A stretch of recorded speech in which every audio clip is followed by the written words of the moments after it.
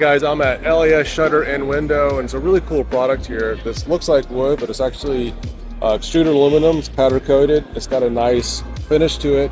What's really nice about this is rated for hurricane areas. It's got a way to fasten it if you do have storms coming in. But more importantly, unlike a lot of the ones we install in Atlanta, these are functional. You can see that it's moving back and forth. So very durable. It's going to last a long time. These are tested with salt to make sure the finish is going to last a long time. But look at that. It's got an amazing look. It's got the shutters that you're looking for, and looks like it's going to last a long time as well. So I'd imagine these are going to last 25, 50 years or so. So unlike traditional shutters where if the finish fails on them, the shutters start to rot, if these start to have any issues or wear and tear on the finish, you can take these down, take them, get them re-powder coated.